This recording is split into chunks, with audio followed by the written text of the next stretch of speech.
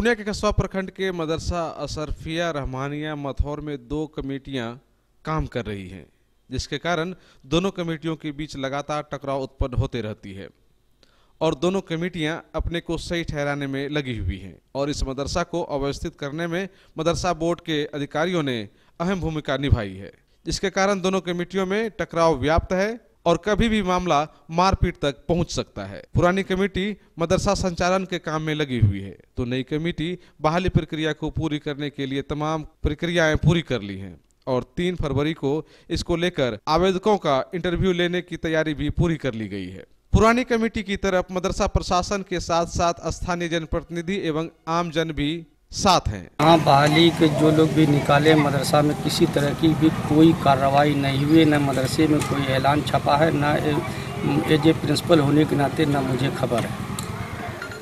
किस किस पद की बात है? बहाली मालूम हुआ 2 फाजिल, 1 आलिम, 1 मौलवी, 1 इंटर ट्रेंड, 1 किरानी। कौन कर दिया ऐसा? जो लोग निकाला हो। वो लोग किस आधार पर निकाल रहे हैं? क्या उनको मान्यता है या क्या? देखिए, उनको 2012 में आरजी लेटर मिला था, इस पर केस हुआ डायरेक्टर के यहाँ, वो हारा, फिर वो लोग हाई कोर्ट गया, वहाँ ये जजमेंट दिया कि शिक्षा सचिव के यहाँ जाना है, तो ये पुराने लोग वहाँ गए, वहाँ केस चल रहा है। इसके बीच में शायद वही आरजी लेटर के जरिया ये लोग बाजी निकाल रहे हैं। मदरसा बोर्ड में अभी तक हमारे शाहबुद्दीन सेक्रेटरी साहब काम कर रहे हैं और अब तक जो है पेमेंट में दस्तखत वही कर रहे हैं, सब काम उन्हीं का चल रहा है। क्या मांग करते हैं? हम मांग ये करेंगे कि इस आरजी वैकेंसी वाले को, इस वैकेंसी को रद्द किया जाए। तो हाई कोर्ट से जो फाइल को लौटा दिया कि सचिव शिक्षा सचिव की जाइए, तो शिक्षा सचिव के हम लोग कर दिए हैं केस, मामला चल रहा है। कब से? किस तारीख को हम लोग कब किए थे? अच्छा, निकट कितने दिन हुए होंगे? लगभग 3 महीने। 3 महीने नवंबर पे क्या किया? तो वहाँ से कोई आदेश किया है? आदेश तो अभी नहीं आया, लेकिन आने ही वाला है। तो ये जो बहाली चल रही है, देखिए, उसकी कमेटी आरजी कमेटी है। आरजी कमेटी को बहाली करने का कोई पावर नहीं है, अवैध ढंग से सारा मामला हो रहा है। तो बोर्ड इन चीज़ों को देख नहीं रहा है? क्या कीजिएगा, वहाँ भी तो बाजार उसी ढंग का है, क्या कर सकते हैं। बोर्ड में भी गड़बड़ी हो रही है? बिल्कुल गड़बड़ी हो रही है। अगर गड़बड़ी नहीं हुई है तो एक आरजी लेटर वाले को ये पावर कैसे दे दिया कि आप बहाली कीजिए? भाई बाजू की बात है ये तो। ये बोर्ड क्या लड़ाने का काम कर रहा है? ये समझ से पड़े हैं, हमको तो कुछ ऐसा ही लग रहा है। कैंडिडेट है जो क्वेश्चन तक भी आउट कर रहा है, जैसा कि 2 कैंडिडेट आज मेरे यहाँ सवेरे गया कि देखिए सरपंच साहब, रात में एक क्वेश्चन भी बन गया।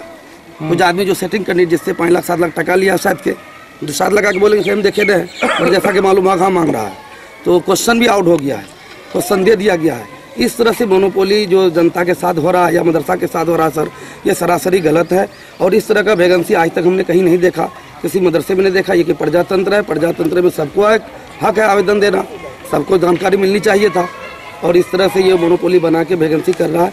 इसलिए हम चाहेंगे बोर्ड के चेयरमैन से और बिहार सरकार से हम मांग करते हैं ऐसी वैकेंसी को केंद्र रद्द किया जाए और असरे नो मुल्की पहले तो कमेटी सही कर ले, उसके बाद मुल्क के इश्तिहार या पेपर में देखे, तो उसी तरह असरे नो वैकेंसी निकाल ले जो आराम और सुकून से, इत्मीनान से जनता के सामने वैकेंसी हो। कामयाबी जो लड़का जिस पौधान पे आएंगे, 1 नंबर पे आए, उसको बहाल किया जाए।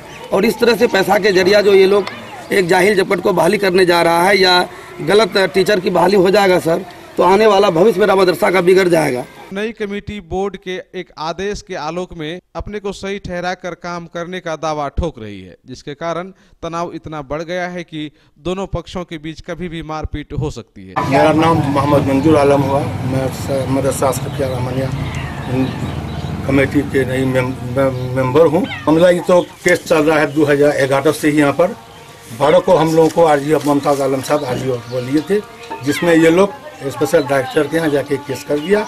हम लोगों का कमेटी वहीं रुक गई और उसके बाद हम लोग तब गए मतलब हाई कोर्ट से हम लोगों का ऑर्डर हुआ। ऑर्डर होने के बाद हम लोग मदरसा बोर्ड आके मदरसा बोर्ड में हम लोगों को ये अप्रूवल मिला 3 तारीख को। अच्छा, अभी जो बहाली हो रही है जी। कितने पदों पे बहाली कर रहे 6 हैं? पद में बहाली हो रहा है। किस आधार पे कर रहे हैं उसकी जानकारी? मतलब इसमें इश्तिहार में दिए हुए हैं, चेयरमैन ऑफिस से निकला हुआ है, सब कुछ दिया हुआ है। उसका अप्रूवल लिए हैं आप मदरसा हमारे बोर्ड बोर्ड से से? यही अप्रूवल है ना। और यहाँ पे कोई कमेटी को जानकारी नहीं है? ये पूरे सब जानकारी है उसका, पूरे जनता को जानकारी है, जानकारी है उसका। बाल बच्चा, उसका बेटा भतीजा अपने मतलब खुद मतलब सब दिया गया है उसका। मतलब हमारे सेक्रेटरी साहब के पास उसका मतलब जो वहाँ के ये हैं प्रिंसिपल हैं और जो सरपंच है गांव के, उनका कहना है कि कहीं कोई नोटिस नहीं चिपकाया गया है, कोई जानकारी नहीं है गांव में और चुपके चुपके से बहाली कर रहे हैं। सरपंच साहब का बेटा खुद ही दरखास्त दिया सर। मदरसा बोर्ड कैसे मानेगा? वो लोग खुद ही रद्द हो गया है। 30 नवंबर को रद्द हो गया 3 टीचर। किनके द्वारा? हेड मौलवी खुद रद्द हो गया है।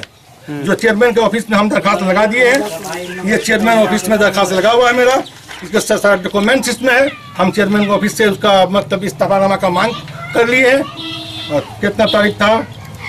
अच्छा, आप लोग वैध कमेटी है, 2019 को लगाए हैं। अच्छा वैध कमेटी है, तो आप लोग फिर मदरसा में काम क्यों नहीं करते? जो हम करते हैं, कम जाते हैं कि अभी एक ही बेर दोनों आदमी जाएंगे तो झंझट नहीं होगा।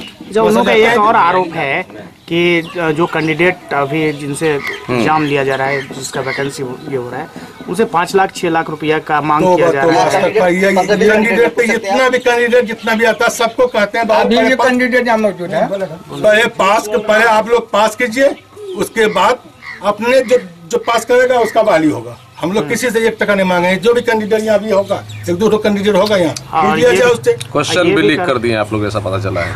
अभी तक किसी को तो मालूम ही नहीं है कि एक्सपोर्ट कौन है, कहाँ से आ रहा है, सब बाहर से आ रहा है। हमारा स्थानीय लोगों ने प्रशासनिक अधिकारियों से अविलंब इस ओर ध्यान देने की अपील की है ताकि दोनों कमेटी के बीच के टकराव को खत्म किया जा सके। स्थानीय लोगों ने बताया कि दोनों कमेटियों को लड़ाने में मदरसा बोर्ड ने अहम भूमिका निभाई है।